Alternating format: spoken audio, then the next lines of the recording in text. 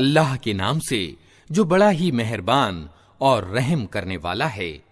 अलिफ लाम मीम, ये हिकमत यानी तत्व ज्ञान वाली किताब की आयतें हैं। मार्गदर्शन और दयालुता उत्तमकार लोगों के लिए जो नमाज कायम करते हैं, ज़कात देते हैं और आखिरत यानी परलोक पर विश्वास रखते हैं। यही लोग अपने रब की ओर से सन्मार्ग पर हैं और यही सफलता प्राप्त करने वाले हैं। और इंसानों ही में से कोई ऐसा भी है जो दिल बहलाने वाली बातें खरीद कर लाता है ताकि लोगों को अल्लाह के मार्ग से ज्ञान के बिना भटका दे और इस मार्ग के बुलावे को हंसी में उड़ा दे। ऐसे लोगों के लिए बड़ा ही अपमानजनक अजाब है। उसे जब हमारी आयतें सुनाई जाती हैं तो वो बड़े घमंड के साथ इस प्रकार रुख फेर लेता है मानो उसने उन्हें सुना ही नहीं, मानो उसके कान बहरे हैं। अच्छा, खुशखबरी दे दो उसे एक दुखद अजाब की। अलबत्ता जो लोग ईमान ले आएं और अच्छे कर्म करें उनके लिए नेमत भरी जन्नतें हैं जिनमें वे हमेशा रहेंगे। ये अल्लाह का पक्का वादा है और वो प्रभुत्वशाली और तत्वदर्शी है। उसने आसमानों को पैदा किया बिना स्तंभों के जो तुम्हें नजर आएं। उसने जमीन में पहाड़ जमा दिए ताकि वो तुम्हें लेकर ढुलक न जाए। उसने हर प्रकार के जानवर जमीन में फैला दिए और आसमान से पानी बरसाया और जमीन में विभिन्न प्रकार की अच्छी चीजें उगा दी। ये तो है अल्लाह की संरचना। अब जरा मुझे दिखाओ इन दूसरों ने क्या पैदा किया है। असल बात यह है कि ये जालिम लोग स्पष्ट पथभ्रष्टता में पड़े हुए हैं। हमने लुकमान को हिकमत यानी तत्वदर्शिता प्रदान की थी कि अल्लाह के प्रति कृतज्ञता दिखाए। जो कोई कृतज्ञता दिखाए उसकी कृतज्ञता उसके अपने ही लिए लाभदायक है और जो इनकार और कृतज्ञता की नीति अपनाए तो वास्तव में अल्लाह निस्पृह और आपसे आप प्रशंसित है। याद करो जब लुकमान अपने बेटे को नसीहत कर रहा था तो उसने कहा, बेटा अल्लाह के साथ किसी और को शरीक न करना। सत्य ये है कि शिर्क यानी बहुदेववाद बहुत बड़ा जुल्म है और ये वास्तविकता है कि हमने इंसान को अपने माँ बाप का हक पहचानने की स्वयं ताकीद की है। उसकी माँ ने कमजोरी पर कमजोरी झेलकर उसे अपने पेट में रखा और 2 वर्ष उसका दूध छूटने में लगे। इसीलिए हमने उसको नसीहत की कि मेरे प्रति कृतज्ञता दिखाओ और अपने माँ बाप के प्रति कृतज्ञ हो। मेरी ही ओर तुझे पलटना है। लेकिन अगर वे तुझ पर दबाव डालें कि मेरे साथ तू किसी ऐसे को शरीक करे जिसे तू नहीं जानता, तो तू उनकी बात हरगिज न मान। दुनिया में उनके साथ अच्छा व्यवहार करता रह, मगर चल उस व्यक्ति के मार्ग पर जिसने मेरी ओर रुजू किया है।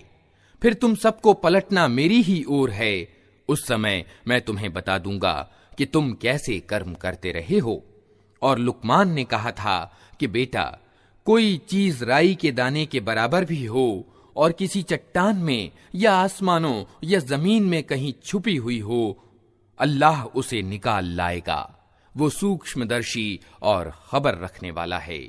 बेटा, नमाज कायम कर, नेकी का आदेश दे, बुराई से रोक और जो मुसीबत भी पड़े उस पर सब्र कर। ये वे बातें हैं जिनकी बड़ी ताकीद की गई है। और लोगों से मुख फेर कर बात न कर, न जमीन में अकड़ कर चल।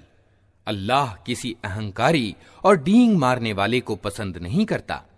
अपनी चाल में संतुलन बनाए रख और अपनी आवाज तनिक धीमी रख। सब आवाजों से ज्यादा बुरी आवाज गधों की आवाज होती है। क्या तुम लोग नहीं देखते कि अल्लाह ने जमीन और आसमानों की सारी चीजें तुम्हारे लिए वशीभूत कर रखी हैं और अपनी खुली और छिपी नेमतें तुम पर पूर्ण कर दी हैं। इस पर हाल ये है कि इंसानों में से कुछ लोग हैं जो अल्लाह के बारे में झगड़ते हैं बिना इसके कि उनके पास कोई ज्ञान हो या मार्गदर्शन या कोई प्रकाश दिखाने वाली किताब। और जब उनसे कहा जाता है कि पालन करो उस चीज का जो अल्लाह ने उतारी है, तो कहते हैं कि हम तो उस चीज का पालन करेंगे जिस पर हमने अपने बाप दादा को पाया है। क्या ये उन्हीं का पालन करेंगे, चाहे शैतान उनको भड़कती हुई आग ही की ओर क्यों न बुलाता रहा हो। जो व्यक्ति अपने आप को अल्लाह के हवाले कर दे और व्यवहार में वो नेक हो, उसने वास्तव में एक भरोसे के योग्य सहारा थाम लिया और सारे मामलों का अंतिम निर्णय अल्लाह ही के हाथ में है।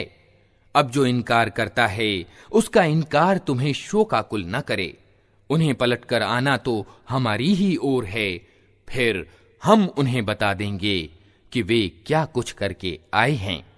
यकीनन अल्लाह सीनों के छिपे हुए रहस्य तक जानता है। हम थोड़ी अवधि तक उन्हें दुनिया में मजे करने का अवसर दे रहे हैं, फिर उनको बेबस करके एक कठोर अजाब की ओर खींच ले जाएंगे। अगर तुम इनसे पूछो कि जमीन और आसमानों को किसने पैदा किया है, तो ये जरूर कहेंगे कि अल्लाह ने। कहो, प्रशंसा अल्लाह के लिए है, मगर इनमें से ज्यादातर लोग जानते नहीं हैं। आसमानों और जमीन में जो कुछ है अल्लाह का है। बेशक अल्लाह निस्पृह और अपने आप प्रशंसित है। जमीन में जितने पेड़ हैं, यदि वे सब के सब कलम बन जाएं और समुद्र दवात बन जाए जिसे 7 और समुद्र रोशनाई जुटाएं, तब भी अल्लाह की बातें लिखने से खत्म न होंगी। बेशक अल्लाह प्रभुत्वशाली और तत्वदर्शी है। तुम सारे इंसानों को पैदा करना और फिर दोबारा जिला उठाना तो उसके लिए बस ऐसा ही है जैसे एक प्राणी को पैदा करना और जिला उठाना। वास्तविकता यह है कि अल्लाह सब कुछ सुनने और देखने वाला है। क्या तुम देखते नहीं हो कि अल्लाह रात को दिन में पिरोता हुआ ले आता है और दिन को रात में? उसने सूरज और चांद को वशीभूत कर रखा है। सब एक नियत समय तक चले जा रहे हैं। और क्या तुम नहीं जानते कि जो कुछ भी तुम करते हो अल्लाह उसकी खबर रखता है। ये सब कुछ इस कारण है कि अल्लाह ही सत्य है और उसे छोड़कर जिन दूसरी चीजों को ये लोग पुकारते हैं वे सब असत्य हैं, और इस कारण से कि अल्लाह ही उच्च और महान है। क्या तुम देखते नहीं हो कि नौका समुद्र में अल्लाह के अनुग्रह से चलती है ताकि वो तुम्हें अपनी कुछ निशानियां दिखाए। वास्तव में इसमें बहुत सी निशानियां हैं हर उस व्यक्ति के लिए जो सब्र और शुक्र करने वाला हो। और जब समुद्र में इन लोगों पर एक मौज छत्रों की तरह छा जाती है तो ये अल्लाह को पुकारते हैं अपने धर्म को बिल्कुल उसी के लिए विशुद्ध करके। फिर जब वो बचाकर इन्हें स्थल तक पहुंचा देता है तो इनमें से कोई बीच का मार्ग अपनाता है और हमारी निशानियों का इनकार नहीं करता, मगर हर वो व्यक्ति जो विश्वासघाती और कृतघ्न है। लोगों, बचो अपने रब के प्रकोप से और डरो उस दिन से जब कोई बाप अपने बेटे की ओर से बदला न देगा और न कोई बेटा ही अपने बाप की ओर से कुछ बदला देने वाला होगा। निश्चय ही अल्लाह का वादा सच्चा है। अतः ये दुनिया की जिंदगी तुम्हें धोखे में न डाले और न धोखेबाज तुमको अल्लाह के मामले में धोखा देने पाए। उस घड़ी का ज्ञान अल्लाह ही के पास है। वही वर्षा करता है, वही जानता है कि माओं के पेट में क्या पल रहा है। कोई प्राणी नहीं जानता कि कल वो क्या कमाई करने वाला है, और न किसी व्यक्ति को यह खबर है कि किस भूभाग में उसको मौत आनी है। अल्लाह ही सब कुछ जानने वाला और खबर रखने वाला है।